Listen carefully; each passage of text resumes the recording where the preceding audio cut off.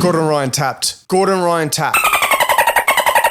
Tappity tap tap. Tenho história pra contar, eu vivi. Dá olhada no. Yes, Gordon Ryan tapped at the UFC Invitational 3s today. However, it was after the bell. He clearly pointed that the time was over and then he tapped on Nicky's leg to say, "Hey mate, what's going on? My teeth are going through my gums right now." I was looking at the timer and all I remember is my teeth getting squeezed through my lip. And I clearly looked at the timer and it hit 2 minutes. And I was just like, okay, well maybe there's a lag between like what is on the screen and what the actual person is doing, calling time. What was this ref doing? The ref was just seeing the man drown and he was just like, whoa, Gordon Ryan is getting choked right now? Whoa, dude. But sure, the Gordon Ryan was squirming there. It wasn't like it wasn't like he was going to get out of there, and it also wasn't like it wasn't hurting him and he wouldn't eventually tap if there was no time limit. You could see that Gordon was clearly not enjoying being there. Now, I thought this match was way better than the Vinny Magalhaes match could have ever been. Vinny, we seen the Craig Jones match against Vinny, and Gordon Ryan is a lot bigger than Craig, and also I'd say a lot better at leg locks than Craig Jones, even though Craig specializes in leg locks. It sort of came from Gordon and Danaher. They developed the game that Craig Jones adapted. So I'd say the Vinny Magalhaes versus Gordon Ryan match, even though we could get in that in the future, that would be a match that was, being sold to us and being sold quite badly. Gordon is known for a powerful top game, but Vinny is known for a very tactical and proficient bottom game. So they're an interesting matchup in this regard. Gordon is known for very powerful leg locks, but Vinny is known for very powerful leg lock defense. This match was fun, and what we saw out of this match is the incredible development that Nicky has made since ADCC. He shut down all of Gordon Ryan's attacks. Gordon Ryan couldn't really get anything off, and when he did, Nicky Rod broke away like he does spastically, but effectively. The match was more or less Nicky Ryan blocking everything Gordon Ryan had, and Gordon Ryan stopping all the passes that Nicky Rod was trying to do. One key part of the match was when Nicky Rod went for a footlock and literally broke Gordon Ryan's leg. Ooh, interesting. And he forced Gordon to let it go. That's a moral victory in itself. Yeah, absolutely. That's a moral victory in itself. You don't see that. And you can see it. You can see the point where the ankles joints get dislocated. And while I was doing that, he put on a toe hold. And I was like, oh, it'll be fine. And then he just ripped it as hard as he could and my leg broke. And I was like, oh, well, I guess that's broke. May as well just let it go. Now, Gordon Ryan in the post-match did say that his ankle it's a loose ankle. It's always getting dislocated or something along those lines, which was interesting. It shows that there's a clear chink in the armor of Gordon Ryan. I've had this ankle pop so many times that basically it's hanging off my leg. And at the end of the match, during the rear naked choke, Gordon wasn't getting out of that.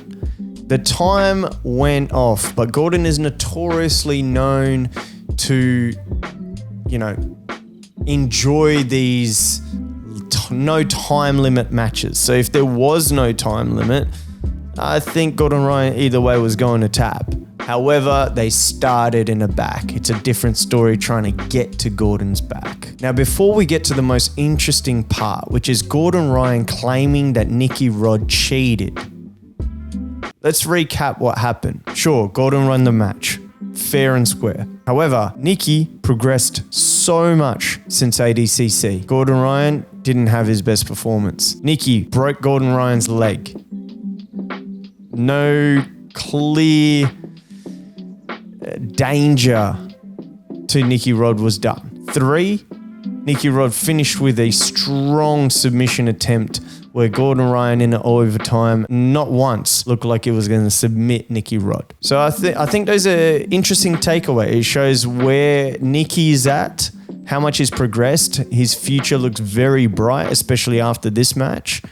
And I'd love to see these two compete again. It's way better competition than Gordon Ryan versus Vinny Magalhaes. I thought that was just a terrible matchup. Sure, he wants to get that win back, but we've already seen that with Craig Jones, and I think Gordon Ryan's a better competitor than Craig Jones, and Craig Jones destroyed Vinny. I can't even believe Vinny can even still walk after that match. There was just multiple leg breaks, and it was just, yeah, that one was hard to watch. Now, what I found interesting after watching this was the post-match interview where Gordon Ryan went to the automatic thought that Nicky Rod has been cheating and that these Brazilian Jiu-Jitsu competitors are now greasing. He said that Nicky Rod put lotion on himself, and so when he started sweating, he would be slipping off. And when Gordon did have his leg, that was one of the reasons why he couldn't keep his leg,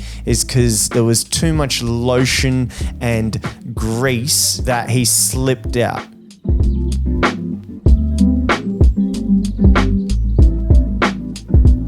He even said in his post-match that he asked the UFC regarding greasing, what happens? What is the penalty? Yesterday, I asked in the rules meeting, what are the repercussions for greasing? And they said, you can't grease. I'm like, well, okay, what happens if someone gets caught greasing? They're like, nothing. I'm like, oh, so you can grease. Which I found very interesting to his defense to the match that he won was that his opponent cheated via lotion.